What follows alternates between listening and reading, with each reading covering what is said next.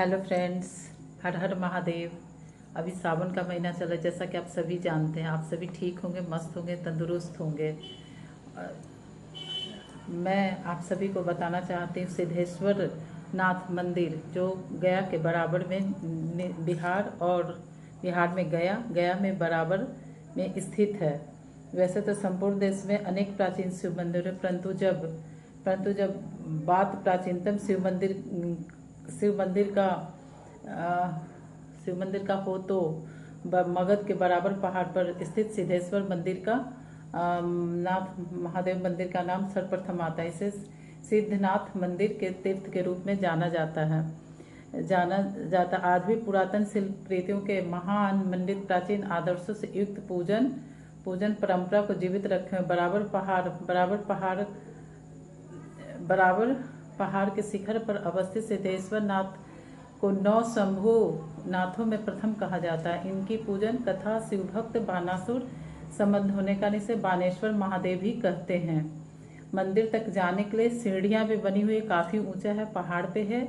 बराबर पर्वत भारतवर्ष के पुरातन ऐतिहासिक पर्वतों में से एक है। 1100 फुट ऊंचे बराबर पर्वत को मगध का हिमालय भी कहा जाता है। वहीं पे पहाड़ी पे वो मंदिर है बराबर में, जो रास्ते से दिखता है। और यहाँ 7 अद्भुत गुफाएं भी बनी हुई, जिनका पता अंग्रेजों के कार्यकाल में चला था। इसमें 4 गुफाएं बराबर गुफाएं, बाकी 3 नागार्जुन गुफाएं कहलाती है। भारत में पहाड़ों को काट कर बनाई गई इसमें प्राचीन गुफाएं हैं। पर्यटन के लिहाज से भी काफ़ी उपयुक्त है। यहाँ पे सर्दी में लोग ज़्यादा जाते हैं और महाशिवरात्रि में सदाबहार सरगह के रूप में प्राचीन काल से ही चर्चित है। किंवदंतियों के अनुसार पर्वत पर बनी गुफाएं प्राचीन काल में ऋषि मुनियों के साथ ध्यान साधना लगाने तो सुरक्षा के दृष्टिकोण से बनाई गई थी। गया जहानाबाद सीमा पर अशोककालीन गुफाओं में कर्ण चैपर गुफा, सुदामा गुफा, लोमस ऋषि गुफा, नागार्जुन गुफा सहित 7 गुफाएं हैं। गौरतलब के कर्ण चैपर सुदामा, लोमस आदि गुफाएं को चट्टान को काट कर बनाई गई है। देखने में अद्भुत लगने वाली गुफाएं प्राचीन समय की कलाकारों का जो हुनर है वो दर्शाती है।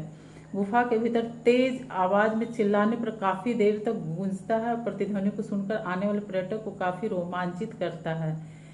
सुदामा गुफा का निर्माण सम्राट अशोक ने अपने राज्याभिषेक के 12वें वर्ष में आजीवक साधुओं के लिए बनवाए थे। इस गुफा में एक आयताकार मंडप के साथ वृत्तीय मेहराबदार कक्ष भी है, आज भी है बचा हुआ। लोमस ऋषि की विख्यात गुफा का निर्माण भी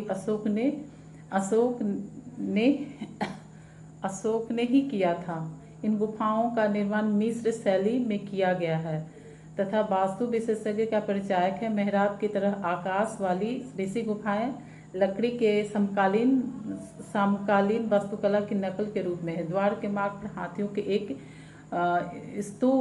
पंक्ति स्तूप के स्वरूपों और घुमावदार दरवाजे हैं। ढांचों के साथ आगे बढ़ती है कई गुफाओं के अंदर गुफाएं, जहां तक पहुंचना काफी मुश्किल है। कर्ण चौपर गुफा, यहाँ मौजूद कर्ण चौपर गुफा की सुप्रिया गुफा भी कहा जाता है। अशोक अपने राज्याभिषेक के 19वें वर्ष में इसका निर्माण कराया था। इस समय के लिखे गए शिलालेख आज भी यहाँ मौजूद है। शिलालेखों के अनुसार इस पहाड़ी पर सलार्टिका के नाम से भी जाना जाता है। इन गुफाओं का निर्माण भी मिस्र शैली में ही किया गया है। यह चिकने सतहों के साथ एक एकल आयताकार के रूप में बना हुआ है।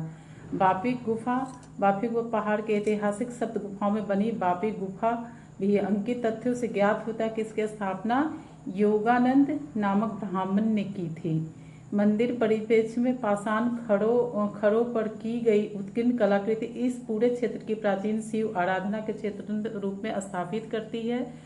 और एक अन्य मत के अनुसार आदिकाल में संप्रदाय का मगध पर जो वर्चस्व था उसका केंद्र इसी पर्वत को कराया गया। इसकी उत्पत्ति ईसा पूर्व 600 के लगभग मान जाती।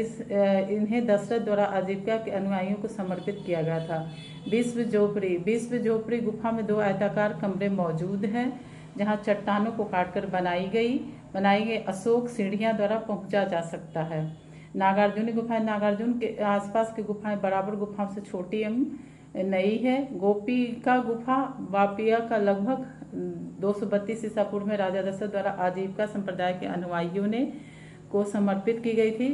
गोपिका गुफा बराबर पहाड़ी में अवस्थित इन गुफाओं को भारतीय पुरातत्व सर्वेक्षण द्वारा संरक्षित किया गया है और घोषित किया गया है, संरक्षित क्षेत्र घोषित किया गया है। जिस विशाल चट्टान को खोदकर गुफाएं बनाई उस पर लोगों की आवाजाही बनी रहती है।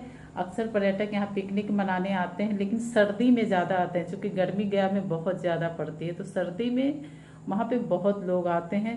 यहाँ सालों भक्तजन पर्यटक आते हैं, लेकिन सावन मास, बसंत पंचमी, महाशिवरात्रि, अनंत चतुर्दशी भक्त पर्यटकों का आगमन में बड़ी संख्या में होता है। आज के लिए बस इतना ही।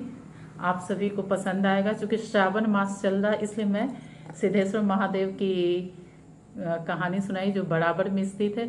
आप सभी को पसंद है। पूरा स्क्रॉल नहीं कीजिएगा, पूरी वीडियो मेरी देखिएगा, उसके बाद लाइक कमेंट जरूर कीजिएगा, नहीं तो सिर्फ इनबॉक्स में हर हर महादेव भी लिख दीजिएगा। तब के लिए हर हर महादेव। जो भी मेरी इस वीडियो को देखेगा उसकी सारी मनोकामना पूर्ण करेंगे। हर हर महादेव।